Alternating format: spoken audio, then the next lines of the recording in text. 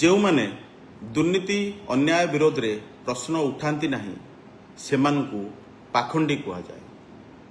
ଯେଉଁମାନେ ଦୁର୍ନୀତି ଅନ୍ୟାୟ ବିରୋଧରେ ପଚାରନ୍ତି ନାହିଁ ସେମାନଙ୍କୁ ମୂର୍ଖ କୁହାଯାଏ।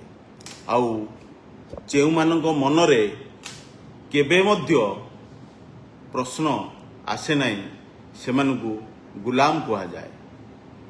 ଆଜିକା ସମୟରେ ଗୁଲାମଙ୍କର ଅର୍ଥ ହେଉଛି ଅନ୍ଧଭକ୍ତ। ନମସ୍କାର, ଜୟ ଜଗନ୍ନାଥ। ମୁଁ ଇଞ୍ଜିନିୟର ସଂଗ୍ରାମ କେଶରୀ ମହାନ୍ତି। ମୁଁ ପ୍ରଶ୍ନ ମୋ ମନରେ ଉଠେ, ମୁଁ ପଚାରେ ଆଉ ଦୁର୍ନୀତିକୁ ପ୍ରତିବାଦ କରେ। ଆପଣମାନେ ମଧ୍ୟ ପ୍ରତିବାଦ କରିବାର ଶିଖନ୍ତୁ, ବିରୋଧ କରିବାର ଶିଖନ୍ତୁ, ପ୍ରଶ୍ନ ପଚାରିବାରେ ଶିଖନ୍ତୁ।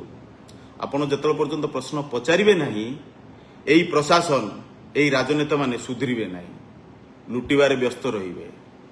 ଯେ ଆଜ୍ଞା, ମୁଁ ଆପଣମାନଙ୍କୁ ପୁଣି ଥରେ ଆଜି ନେବାକୁ ଯାଉଛି ସୋରଡ଼ା ନିର୍ବାଚନ ମଣ୍ଡଳୀରେ ଯେଉଁ ଦୁର୍ନୀତି ଘଟିଛି VVG ରାମଜୀରେ। ପ୍ରଶାସନ ଓ ରାଜନେତା କୁଜି ନେତା ମିଶି କୋଟି କୋଟି ଟଙ୍କା ହଡପ କରି ଚାଲିଛନ୍ତି।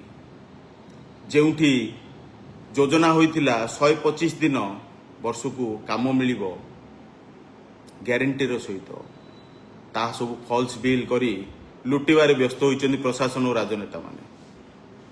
ସୋରଡ଼ା ନିର୍ବାଚନ ମଣ୍ଡଳୀର ସୋରଡ଼ା ବ୍ଲକ ଏବଂ ବେଲଗୁଣ୍ଠା ବ୍ଲକ, ଦୁଇଟି ବ୍ଲକ ଅଛି।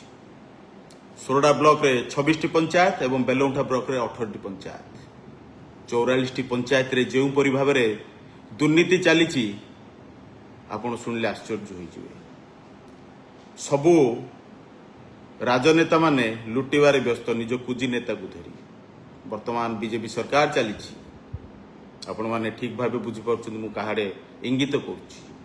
ଆଉ ଯେଉଁ ଅଫିସରମାନେ ଏମାନଙ୍କୁ ସହଯୋଗ କରି ଚାଲିଛନ୍ତି ତାଙ୍କ ଭିତରେ ଯେଉଁ ନିବିଡ଼ ସମ୍ପର୍କ ତାହା ଆପଣ ମଧ୍ୟ ଠିକ୍ ଜାଣିଛନ୍ତି।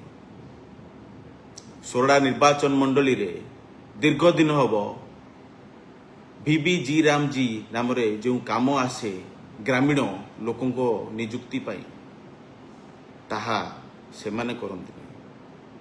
କୁଜି ନେତାଙ୍କର JCB, ହିଟାଚି ଟ୍ରାକ୍ଟର ଦ୍ୱାରା କରାଯାଏ ଏବଂ ବହୁ ଜାଗାରେ ତ ଏମିତି ଅଛି ଫଲ୍ସ ବିଲ୍ ବି କରି ଖାଇ ଦେଇଛନ୍ତି।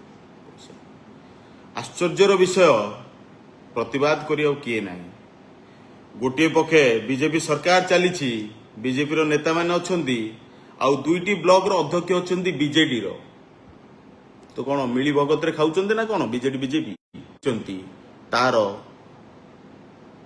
ମତେ ସମସ୍ତ ତଥ୍ୟ ଦିଅନ୍ତୁ, ମୁଁ ଲୋକଲୋଚନକୁ ଆଣିବି, ମୁଁ ଆପଣଙ୍କ ସ୍ୱର ହେବି ଏବଂ ଏହି ଦୁର୍ନୀତିଖୋରଙ୍କ ବିରୋଧରେ ଆମେ ଜନ ଆନ୍ଦୋଳନ କରିବା, ଲୋକଲୋଚନରେ ପକେଇବା।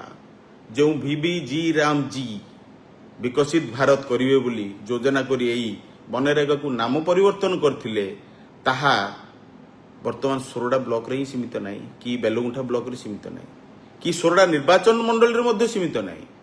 ଆମ ଜିଲ୍ଲାରେ ପୁରା ଖାଇସାରିଲେଣି। ଆମ ଜିଲ୍ଲାକୁ ସବୁ ଜାଗାରେ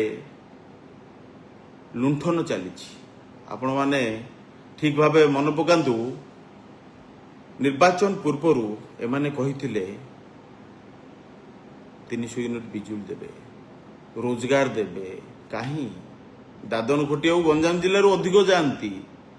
ଆମ ସୋରଡ଼ା ନିର୍ବାଚନ ମଣ୍ଡଳୀ ହେଉ, ଆସ୍କା ନିର୍ବାଚନ ମଣ୍ଡଳୀ ହେଉ, ସାନଖମୁଣ୍ଡି ହେଉ, କବିସୂର୍ଯ୍ୟନଗର ହେଉ, ପୋଲସରା ହେଉ, ଚିକିଟି ହେଉ, ଗଞ୍ଜାମ ଜିଲ୍ଲାର 13ଟି ନିର୍ବାଚନ ମଣ୍ଡଳୀରୁ ହିଁ ଅଧିକ ଦାଦନ ଖଟିବାକୁ ଯାଆନ୍ତି।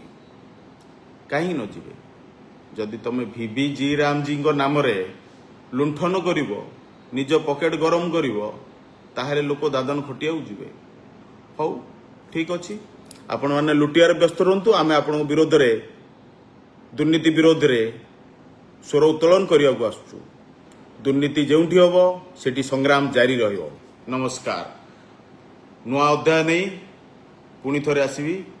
ଆପଣମାନଙ୍କ ପାଖରେ କିଛି ଯଦି ତଥ୍ୟ ଅଛି ଦୁର୍ନୀତି ବିରୋଧରେ ମୋତେ ଦିଅନ୍ତୁ, ମୁଁ ସେଇଟା ଲୋକଲୋଚନକୁ ଆଣିବି। ଜୟ ଜଗନ୍ନାଥ।